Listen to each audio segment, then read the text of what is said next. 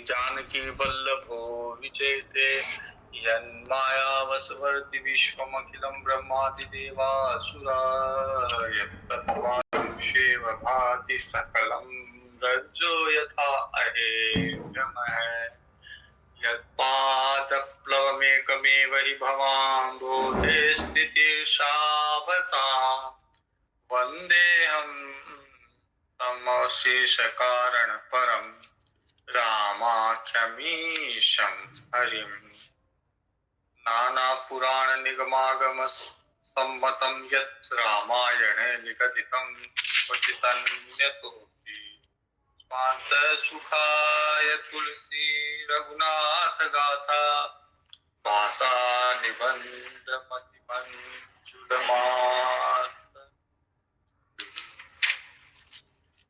रामचरितमानस में हमने देखा कि भगवान ने रावण का उद्धार किया और भगवान अयोध्या नगरी वापस आते हैं सीता जी को साथ लेके। बाकी जामवंत,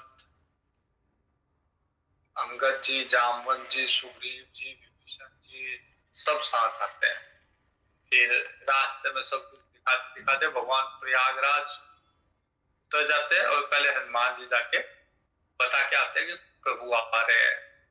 अयोध्या नगरी को पूरी को सजाया जाता है भगवान का स्वागत के लिए और भगवान फिर निषाद राज वगैरह को भी साथ लेके अयोध्या आते हैं और तुकुर से अयोध्या को प्रणाम करते हैं। फिर अयोध्या में प्रवेश करते हैं, भरत जी से मिलते हैं, फिर सब माताओं से मिलते हैं, सब एक दूसरे से मिलते हैं। उसके बाद में भरत जी तो इंतजार, सारे अयोध्यावासी इंतजार कर रहे थे कि कब प्रभु आए और कब उनका राज्याभिषेक हो। तो भगवान का राज्याभिषेक करते हैं। वशिष्ठ जी सबसे पहले भगवान के राज तिलक करते हैं और फिर बाकी सब भगवान का राज्याभिषेक करते हैं। भगवान का राज्याभिषेक होने के बाद में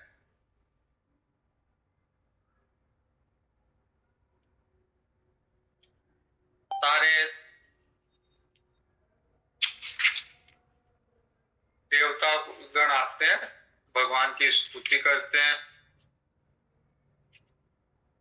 और स्तुतियां बहुत अच्छी है। ये मतलब निर्गुण ब्रह्म को लेके रामचरितमानस की अधिकतर स्तुतियों में निर्गुण सगुण दोनों को मिला के स्तुति की गई है। तो एक स्तुति है, जय सगुण निर्गुण रूप रूप अनूप भूप शिरोमणि दस कंदरादि प्रचंड निशिचर प्रबल खल भुज बल हने अवतार नर संसार भार विभंजि दारुण दुख दहे जय प्रणत पाल दयाल प्रभु संयुत शक्ति नमामहे जय ज्ञान मान विमत्त तव भव हरनि भगति न आदरि ते पाई सुर दुर्लभ पदातपि परत हम देखत हरि। ये वेद भगवान प्रत्यक्ष आके और भगवान की स्तुति कर रहे हैं और वेद भगवान कह रहे हैं कि जो ज्ञान के मद में विमत हो रहा है लेकिन भक्ति का आदर नहीं करता। जे ज्ञान मान विमत्त तव भव हरनि भक्ति न आदरि, केवल ज्ञान में प्रतिष्ठित है और आपकी भक्ति का आदर नहीं करता। ते पाई सुर दुर्लभ पदातपि परत हम देखत रही। तो वेद कहते हैं कि वो लोग केवल ज्ञान को ही अपना आधार मानते हैं और भक्ति का आदर नहीं करते। उनको अच्छे से अच्छा पद तो मिल जाता है, सुर दुर्लभ, जो देवताओं को भी दुर्लभ है ऐसा पद प्राप्त कर लेते हैं, लेकिन फिर वो गिर जाते हैं। और ये चीज हम देखते रहते हैं, वेद कह रहे हैं ये चीज देखते रहते हैं कि कोई बिना भक्ति के केवल ज्ञान के बल पे कितना ही ऊपर उठ जाए, कोई सा भी पद प्राप्त कर ले, लेकिन वो फिर नीचे गिर जाता है। विश्वास करी सब आस, परिहर दास तव जे होई रहे। और दूसरी तरफ केवल आपका विश्वास करके दूसरी आशाओं को छोड़ के केवल आपका विश्वास करके दास भाव से आपको आपकी सेवा करके, जपि नाम तव बिनु श्रम तरहि भवनाथ जो सम राम है। केवल आपका ही आश्रय लेके, आपका ही विश्वास लेके, आपका ही नाम जप करता है, वो बिना प्रयास के, बिना श्रम के और इस भवसागर को पार कर लेता है। जे चरण शिव अज पूज्य रज शुभ परसि मुनि पति नीतरी। और आपके चरण रज को स्पर्श करके गौतम ऋषि की नारी अहिल्या जी जो तर गई, नख निर्गता मुनि बंदिता त्रैलोक पावनी सुरसरी। उन्हीं चरण रज से, आपकी उन्हीं चरण रज से, चरण के नाखून से और गंगा जी निकलती है जो तीनों लोगों को पावन करती है। रज कुली से अंकुश कंज च्युत पन पीड़त कंटक लहे। और आपके चरणों में, भगवान के चरणों में ध्वजा, वज्र, अंकुश, कमल ये चिन्ह रहते हैं भगवान के चरणों में। और वो चरण वन में, जब भगवान वन में जा रहे थे तो उन चरणों में जगह जगह कांटे भी लगे थे भगवान के। पद कंज द्वंद मुकुंद राम रमेश नित्य भजामहे। तो कांटे लगने से भगवान के कुछ गड्ढे भी हो गए उन चरणों में। तो हे राम जी, हम आपके उन चरणों जिनमें आपके ईश्वर होने के पद चिन्ह है, वज्र है, ध्वजा है, अंकुश है, कमल है, ये चिन्ह से सुशोभित आपके चरण है और उनमें कांटे भी लगे हुए हैं। तो ऐसे चरणों को हम, उनका हम भजन करते हैं। अव्यक्त मूल मनादि तरुतव, ये जो वेद स्तुति है भागवतम में भी है और भागवतम में भी लगभग यही भाव है इसके। और अधिक बहुत सारी चीजें रामचरितमानस में भागवत से ली हुई है, वेद स्तुति भागवत से ली हुई है। और जो गीता जी का 15वां अध्याय है उसमें एक संसार का एक वृक्ष दिखाया गया है कि कैसे संसार है। तो यहाँ पे भी उस संसार के वृक्ष को कहा गया है अव्यक्त मूल मनादि तरु, कि ऐसा पेड़ जो अव्यक्त है, अव्यक्त प्रकृति से उत्पन्न हुआ है और अनादिकाल से अव्यक्त मूल मनादि तरु, एक पेड़ जो अनादिकाल से है, तब त्वचारि निगमा गम बने, जिसके 4 त्वचा है उस पेड़ के, 6 तने हैं, 25 शाखाएं हैं और अनेक पत्ते हैं, बहुत से फूल है उस पेड़ में, जिसमें कड़वे मीठे 2 तरह के फल है, जिसपे एक बैल है और उसी के आश्रित रहती है वो बैल, जिसमें नित्य नए पत्ते और फूल निकलते रहते हैं। ऐसे संसार वृक्ष रूपी आप विश्व रूप में आप प्रकट हुए हो, इसको हम नमस्कार करते हैं। जे ब्रह्म अजम अद्वैतम अनुभव गम्य मन पर ध्यावही। और आपको ब्रह्म के रूप में अजन्मा, अद्वैत, केवल अनुभव से परे आपके इस स्वरूप को ऋषि मुनि ध्यान करते रहते हैं। ते कहूं जानहु नाथ हम तब सगुण जस नित गावही। भगवान की जो सगुण उपासना करता है उसको निर्गुण से ज्यादा मतलब नहीं रहता। तो वेद कहते हैं कि जो आपको को इस रूप में ब्रह्म के रूप में जानता है, अव्यक्त के रूप में जानता है, अद्वैत के रूप में जानता है, वो जानता रहे। हम तो आपके सगुण रूप की उपासना करते हैं। करुणायतन प्रभु सदगुणा कर देव यह बर मांगहि, मन वचन कर्म विकार तजि तव चरण हम अनुरागहि। तो हम तो आपसे यही वरदान मांगते हैं कि मन से, वचन से, कर्म से जितने भी दोष है हमारे, विकार है हमें, वो सब छोड़ के केवल आपके चरणों का अनुराग प्राप्त करें। तो जैसे वेद भगवान जाते हैं और भगवान शिव वहां आ जाते हैं, वो भगवान शिव भी स्तुति करते हैं। भगवान शिव जब रावण मरा था उस समय पहले कह गए थे कि आपका राज्याभिषेक होगा तो मैं फिर आऊंगा। तो भगवान के राज्याभिषेक के बाद में सब लोग आ रहे हैं, कभी देवता आ रहे हैं स्तुति, कभी इंद्र आके स्तुति कर रहे हैं, वेद भगवान और भगवान शिव आके स्तुति कर रहे हैं। जय राम रमा समनम समनम भवताप भयाकुल पाहि जनम, अवधेश सुरेश रमेश विभो शरणागत मांगत पाहि प्रभु। इस तरह से भगवान शिव स्तुति करते हैं और भगवान कैलाश पर्वत में जाते हैं। और जो कथा चल रही है वो मैंने प्रारंभ में बताया कि 4 लोग वक्ता है, 4 श्रोता है कथा के। तो जो गरुड़ जी को कथा कर रहे हैं कालभूषण जी, वो कहते हैं सुन खगपति यह कथा पावनी, त्रिविध ताप भव भय दावनी, महाराज कर शुभ अभिषेका, सुनत लहरि नर विरति विवेका।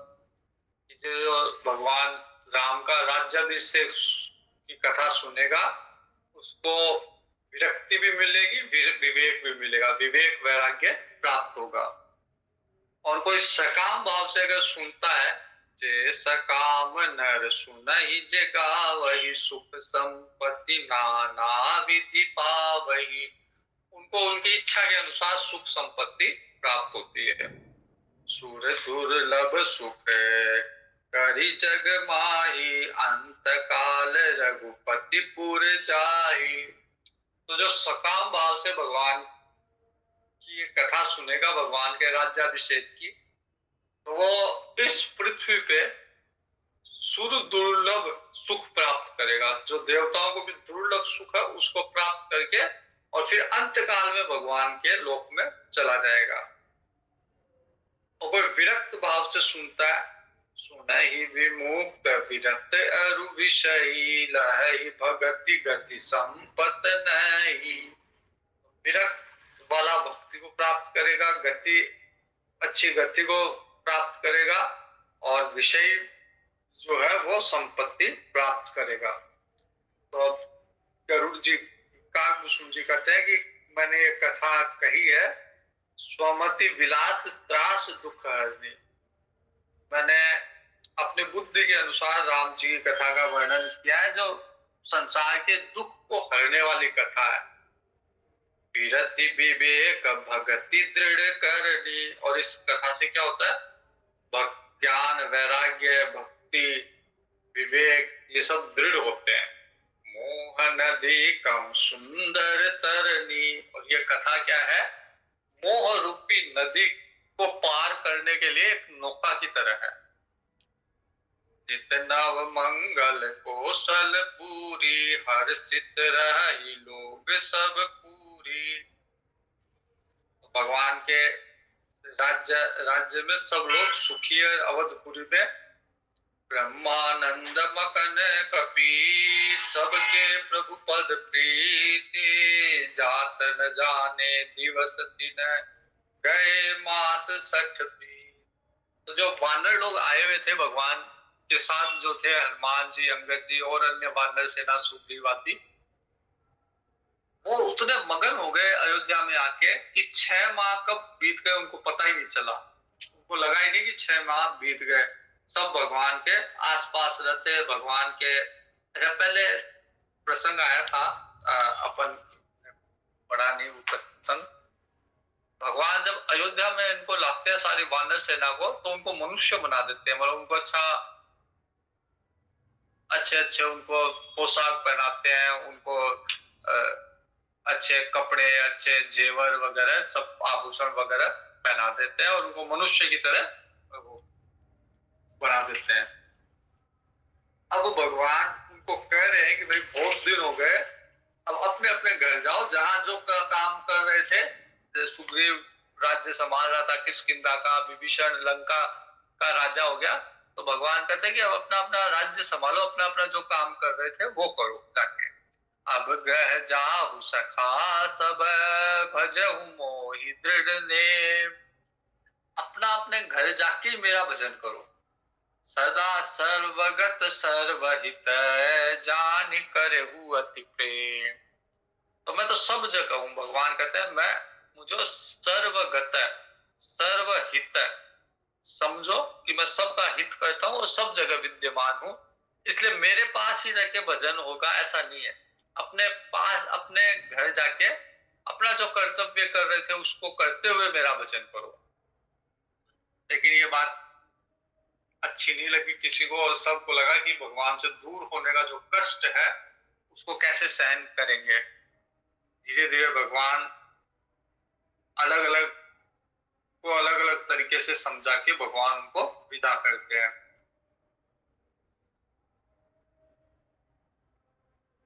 जो वो राज है, निषाद राज है, उसको कहते हैं कि अरे तू तो पास में रहता, आता जाता रहा कर, यहाँ पास में रहता, अपना जाके राज्य संभालो और आते जाते रहा करो। अंगद जी नहीं मानते, अंगद जी को अपना हार देते हैं भगवान निकाल के, अंगद जी को भी वापस भेजते हैं, सुग्रीव को, विभीषण को। फिर हनुमान जी कुछ दूर जाके और फिर सुग्रीव से कहते हैं कि मैंने इतनी दिन आपकी सेवा की, और अब आप अगर आज्ञा दो तो मैं वापस भगवान के पास ही जाऊंगा, भगवान की सेवा करूंगा। सुग्रीव भी कहते हैं कि ठीक है, ये मतलब इससे बड़ा सौभाग्य क्या होगा।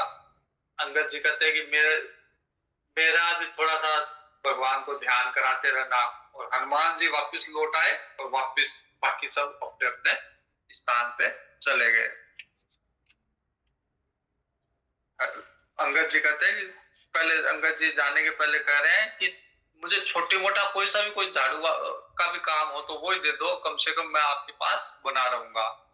नीच टहल कर के सब करी हूँ, पद पंकज बिलो की भाव तरी हूँ। मैं तो आपके चरणों को देख देख के संसार से तर जाऊंगा, और आपका छोटा मोटा कोई भी काम होगा घर का, वो कोई भी नीची से नीची भी सेवा होगी, मैं वो करता रहूंगा।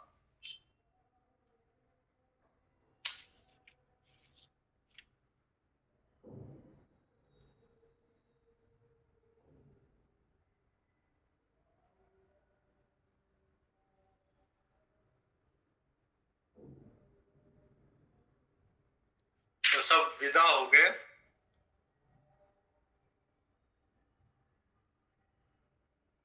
इसके बाद में राम राज्य की परिभाषा है, राम राज्य कैसा है वो दिया हुआ है।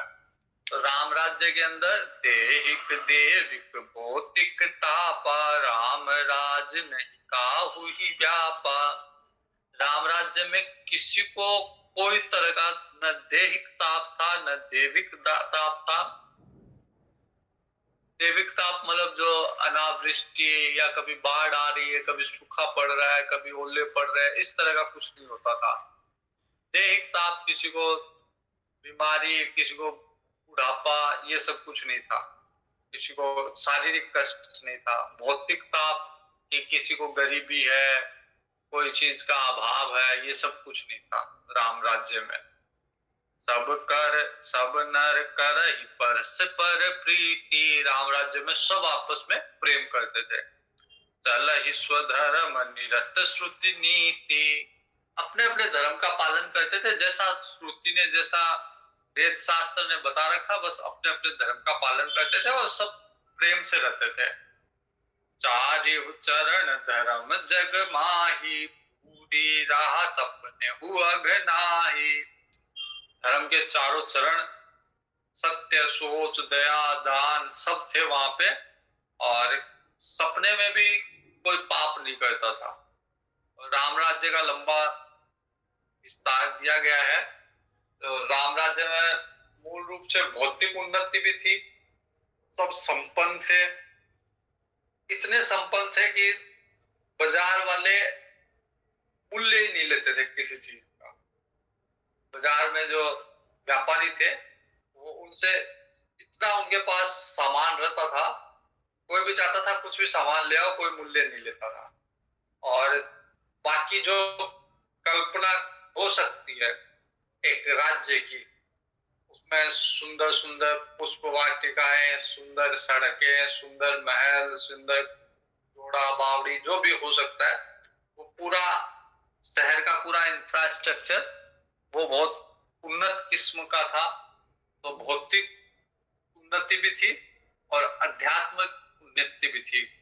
किसी से किसी का वैर नहीं था। विपरीत स्वभाव वाले लोग भी, विपरीत स्वभाव वाले पशु पक्षी भी एक साथ रहते थे, जैसे शेर और हिरण।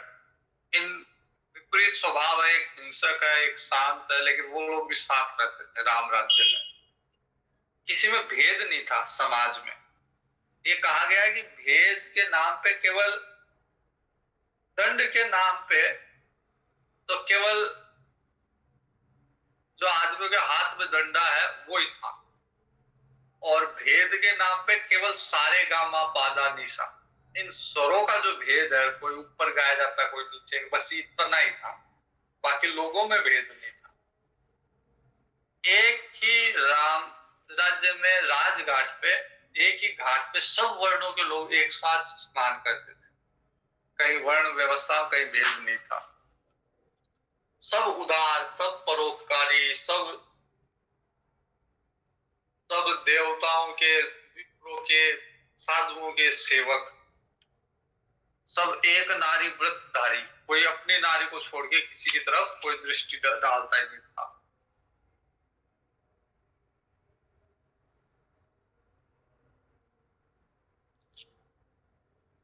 प्रकृति भी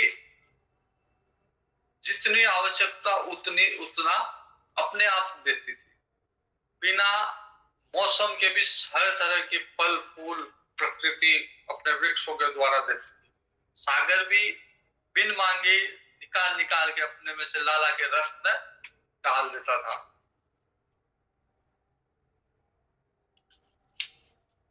सब चारों भाइयों के साथ राम जी बड़े प्रेम से रहते थे। और बहुत घर में नौकर नौकरानी थे, लेकिन सीता जी अपना सारा काम हाथ से करती थी। यद्यपि ग्रह सेवक सेवकीनी, विपुल सदा सेवा विधि गुनी, निज कर ग्रह परिचर जाकर ही रामचंद्र आयुष अनुसरही। जैसा भगवान राम जी आदेश देते, या आदेश देते भी नहीं, उनके मन में जैसा होता सीता जी वैसा ही करती, पति के अनुकूल एकदम।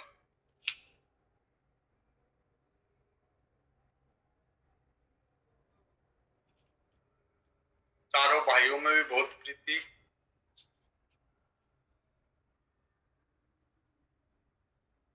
भगवान भी प्रतिदिन उठ के अपनी सभा में बैठते और सभा में वेद पुराण सुनते। हालांकि भगवान सब जानते हैं, सुने ही राम यद्यपि सब जाने, यद्यपि सब जानते लेकिन फिर भी सुनते सारे वेद पुराण। घर घर में रामचरितमानस होती, भगवान के चरित्र का गुणगान होता। भगवान के जीवन में हमेशा सत्संग रहा है। जब बचपन में भी थे तो भगवान खुद तीनों भाइयों को बिठा के कभी पुराण सुनाते, कभी वेद सुनाते, कभी मानस सुनाते, कभी इतिहास सुनाते, और कभी उनसे सुनते। फिर वन में भी भगवान कभी लक्ष्मण जी को ज्ञान दे रहे हैं, कभी कोई चर्चा कर रहे हैं। अब जब राम जी का राज्याभिषेक हो गया, उसके बाद में भी भगवान के दिनचर्या में सत्संग हमेशा जुड़ा रहा। तो कभी कोई मुनि आ रहा है, कभी नारद जी आ रहे हैं, उनके साथ सत्संग चल रहा है। ऐसे भगवान की दिनचर्या थी।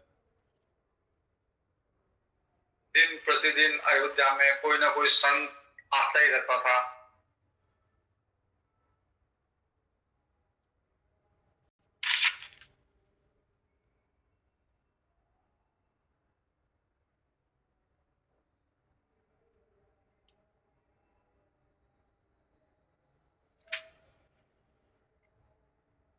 एक बार संकादिक ऋषि आए।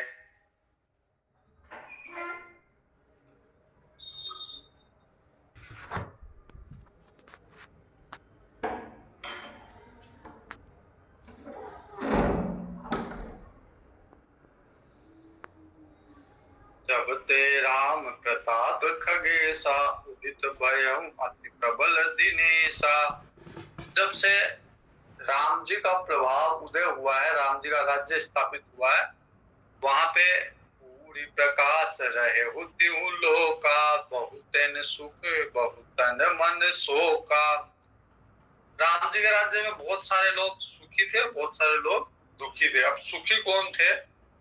जिन्हि शोक ते कहु बखानी, प्रथम अविद्या निशा नसानी। अविद्या बहुत दुखी थी, मतलब लोगों में अविद्या थी नहीं, तो अविद्या बहुत दुखी थी। काम क्रोध, ये इन लोगों की कुछ चलता ही नहीं था। काम क्रोध मद लोभ, सारे दुर्गुण थे, वो दुखी थे, और सारे सद्गुण थे, वो लोगों में स्थापित थे। एक बार सनकादिक ऋषि आए। जान समय सनकादिक आए, तेज पुंज गुणशील सुहाए। सनकादिक ऋषि जब से सृष्टि है तब से है, उसके पहले से सनकादिक ऋषि। लेकिन दिखते बालक की 5 वर्ष की अवस्था में ही है सनकादिक 4 भाई। और चारों का नियम, चारों सत्संग करते रहते हैं। अगर एक जाके ऊपर व्यास पीठ पे बैठता है, तीनों भाई सुनते रहते हैं। वो अगर थक जाते हैं तो वो नीचे आके बैठ जाते हैं, तीनों में से एक कोई जाके ऊपर बैठता है। तो ऐसे सत्संग चलता रहता है उनका। कभी सुन रहे हैं, कभी कह रहे हैं, भगवान की चर्चा चल रही है। सनकादिक ऋषियों के बारे में कहा गया है, बहुत अच्छी लाइन पंक्ति है यहाँ पे। आशा बसन व्यसन यह तिनहि, रघुपति चरित होई तह सुनहि।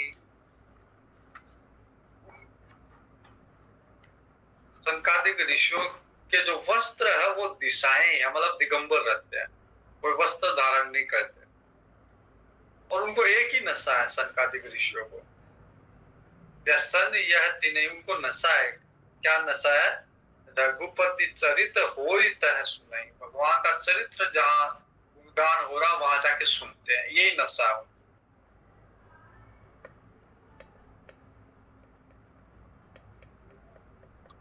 तो अगस्त्य मुनि के यहाँ से सत्संग करके लौट रहे थे सनकादिक ऋषि। राम कथा मुनि बर बहु बरनी, ज्ञान जोनि पावक जिमि अरनी। भगवान राम जी की बहुत सी कथाओं का वर्णन किया, जो ज्ञान उत्पन्न करने में अग्नि की तरह है। जैसे लकड़ी को घिस के अग्नि उत्पन्न किया जाता है, वैसे ही भगवान की कथा अगर बार बार सुनी जाए तो उससे ज्ञान उत्पन्न हो जाता है। आके दंडवत किया, भगवान ने भी दंडवत किया ऋषियों को। फिर स्तुति करते हैं सप्त ऋषि भगवान की।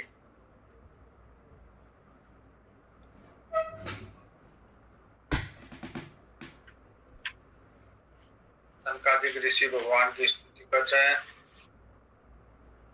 और फिर भगवान से भक्ति का वरदान लेते हैं। देहु भगति रघुपति अति पावनी, ताप भव ताप न सावनी। प्रणत काम सुर धेनु कल्प तरु, होई प्रसन्न दीजे प्रभु यह बरु। भगवान से भक्ति का वरदान प्राप्त करके सनकादिक ऋषि अपने लोक में जाते हैं। सनकादिक विधि लोक सिधाए, ब्रह्मा जी के लोक में गए सनकादिक ऋषि। और के साथ में बैठे हैं, चारों तीनों भाई हनुमान जी है। सत प्रभु ही सकल सकुचाही, चित वही सब मारुत सुत पाही। भरत जी कुछ पूछना चाहते हैं भगवान से, कुछ जिज्ञासा है भरत जी की, लेकिन खुद बोल नहीं पाते, तो हनुमान जी को कहते हैं कि आप पूछो।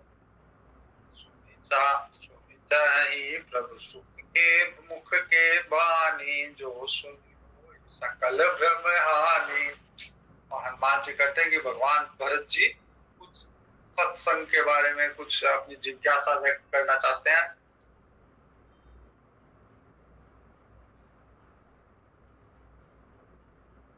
मात भरत कछु पूछन चाही, प्रश्न करत मन सकुचत अहि। हनुमान जी कहते हैं कि भरत जी कुछ पूछना चाहते, कोई प्रश्न करना चाहते, लेकिन इनको शर्म आ रही है। तुम जानहु कपि मोर स्वभाव, भरत ही मोहि कछु अंतर काऊ। भगवान कहते हैं हनुमान जी आप मेरा स्वभाव जानते हो, मेरे में और भरत में कोई अंतर ही नहीं है, भरत क्यों इतना सकुचा रहा है। भरत जी फिर अपना प्रश्न करते हैं।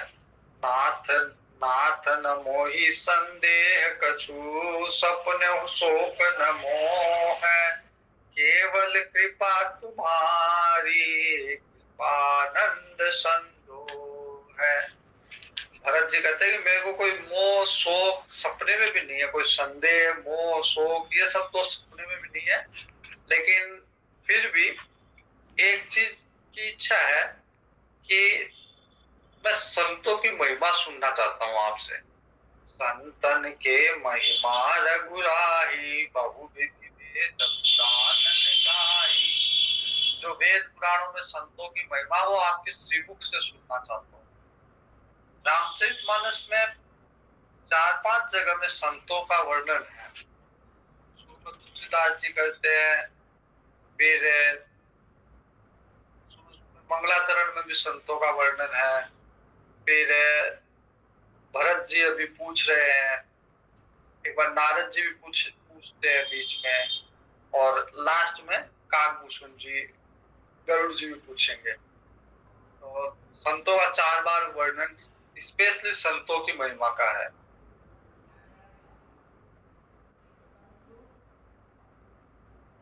भगवान कहते हैं ठीक है मैं बताता हूँ संतों के क्या क्या लक्षण है।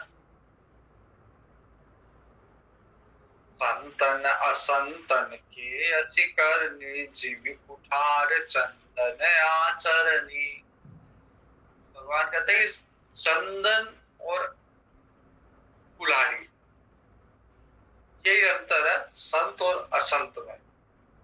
कुल्हाड़ी काटने का काम करती है और चंदन सुगंध फैलाने का काम करता है। कुल्हाड़ी का काम किसी को भी काटना है और चंदन का काम किसी को भी, कोई उसका अच्छा करे बुरा करे, लेकिन जो कुल्हाड़ी उसको काटेगी उसमें भी चंदन अपनी खुशबू दे देगा। उस कुल्हाड़ी में भी जो चंदन के वृक्ष को पेड़ को काट रही है उसमें भी सुगंध आ जाएगी। तो चंदन का धर्म है, संत की तरह है चंदन। संत भी जो है अपनी अच्छाई छोड़ देता है सारे, और असंत जो है दुष्ट व्यक्ति है, वो दूसरे को काटने का ही काम करता है। संत असंतन के असि करनी, जिमि कुठार चंदन आचरणी। काटई परसु मलय सुनु भाई, निज गुण देहि सुगंध बसाई। तो असंत संत भी क्या करता है कि कोई उसको काट भी रहा है, संत को कोई उसका बुरा भी कर रहा है, तब भी अपने अच्छे गुण उसमें छोड़ देता है संत।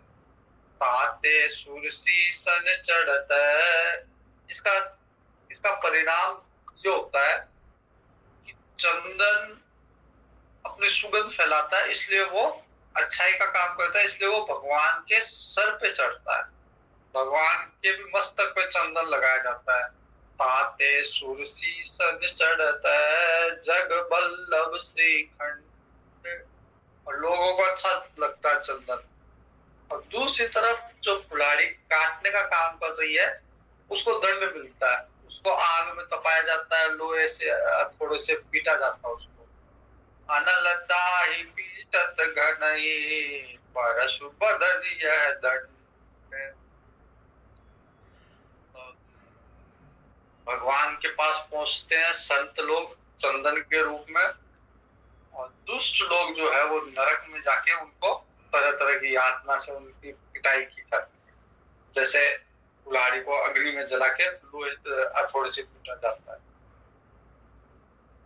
अब स्वभाव कैसा है? विषय अलम पटशील गुनाकर। संत जो है विषयों में लिप्त नहीं होते, विषयों से अलिप्त।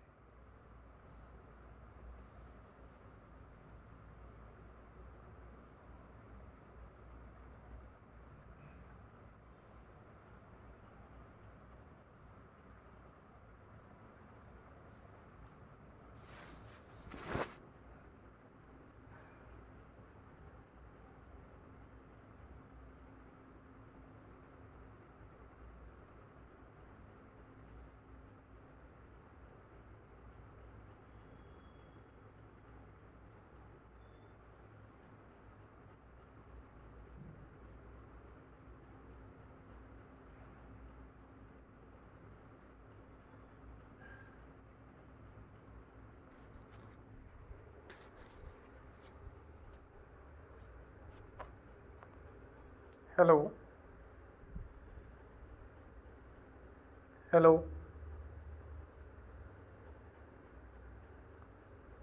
प्रभु, आवाज़ आ रही है आपको? हेलो